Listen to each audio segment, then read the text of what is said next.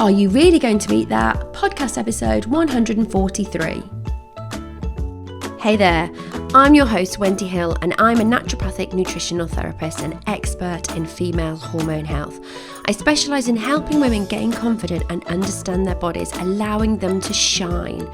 I'm a huge foodie and this podcast allows me to bring you an eclectic mixture of guests where food and health is our uniting passion.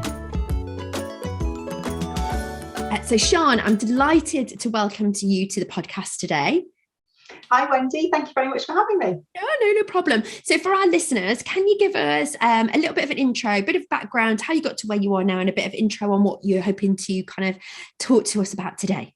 Of course, I'd love to. So I am a career and confidence coach and I support primarily smart mid-career professionals. So usually women, but I do work with some men as well. And my background is human resources, learning and development, recruitment. So I've worked in HR for over 20 years and I left that career to set up my coaching business full time because I recognised that I could do that kind of one-to-one work and really impact people much more by doing that. So it was a huge decision, massive decision. Some of it driven by perhaps the things that we're going to talk about today around my age and those kinds of life decisions. But that's what's led me to where I am now. So I have the privilege of helping people either gain confidence in the role that they're in or to move on or move up in their career. I love that. And I like the fact that what you're saying is it's not all about like moving on, that it's your career and confidence. So it doesn't have to be kind of a new career, which I really like. I like that philosophy that I think there's often a lot of talk around, creating a new career or a new space. But certainly for me, I ultimately mine is a new career now, but I didn't know I was going to end up with that. And I know a lot of people who love the job that they do. They might hit a kind of a point in their sort of 40s, let's say, using it as a general term, where they do want more. But I think, lack of confidence and understanding where you want to go is really important. And it isn't always to something else. Sometimes, lots of people love what they do. So, and I suppose you're a good example of that is, although you've created a new career, you're still kind of doing the job that you love, just in a different way, aren't you? Yeah, absolutely. And a lot of people that I speak to just need to fall back in love with the job that they have, or they're at a point that you say, which is usually around sort of 40s, where they are at the peak of their career and they need to feel confident enough in themselves to step into that role and to own it. And rather than question their abilities and have that kind of imposter syndrome feeling, they need to just go for it and do what they do best. And so a lot of it is about helping people realize that actually they have everything within them to be a success. They just need to find it and stop telling themselves that they can't.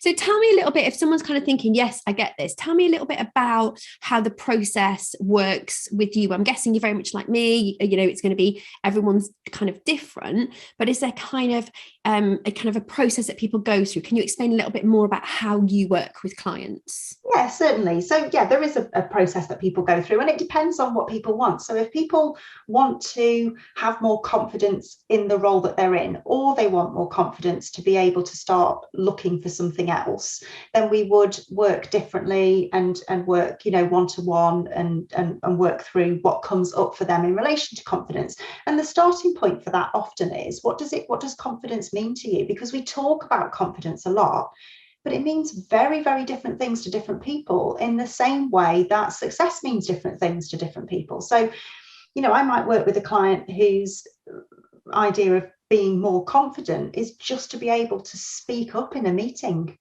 Literally just to be able to make one contribution is huge for them. And that would mean that they felt they were confident. Whereas somebody else, it might be to get a promotion. So getting to your own definition of it, I think, is the starting point. So certainly there's that. And then there's more career focused things. So more practical things like, what does your CV look like? How do you apply for a job? How do you do interview prep? And again, lots of people that I talk to, and certainly people that I'm working with at the moment, have maybe been in the same organisation for years and never been interviewed because they got the job in the first place. They've been consistently promoted just because they've been there they've never actually gone through an interview process. So it's quite a scary thing. And it's scary when you're in that kind of 40s, early 50s, and you haven't done it for ages.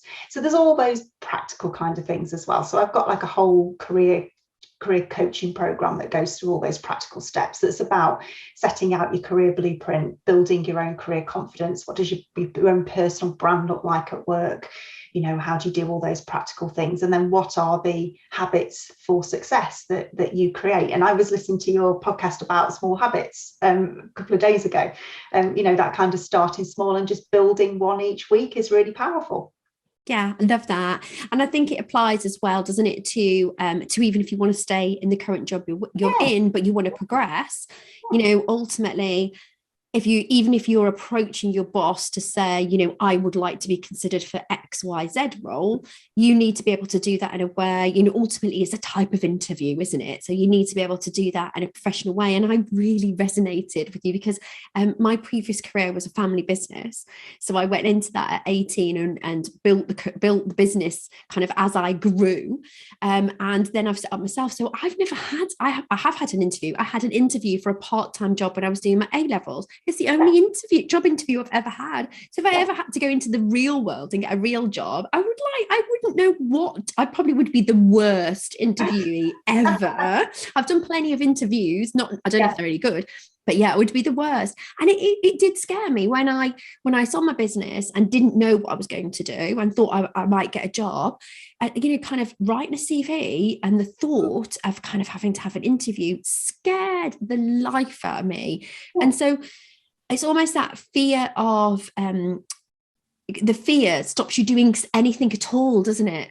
Yeah, the fear can be completely paralyzing. And when you're at that point in your career where you start to question yourself and you don't really know what you're good at anymore because you've lost sight of who you are, writing a CV is really tricky because you can't sell yourself to yourself. So how are you going to sell yourself to somebody else? So it's really about unpicking what's great about that person and being able to turn that into skills and abilities that would be attractive to an employer. And there is a bit of an art to that. So it is important to get some good support with it, I think. And you mentioned there about interviewing, Wendy. So, you know, I love to interview and I've interviewed hundreds of people in my career, but I'm really passionate about people interviewing properly because so many people don't. Yeah, so people watch The Apprentice and think that's great interviewing. Just my quick fire round now. So are you a jeans or a dress kind of girl? Oh, now you see, I've listened to your podcast lots and you're not allowed both, are you? So that's tricky. I would probably say I wear jeans more, but I prefer a nice dress. Oh, I like that. Sushi or pizza? Pizza.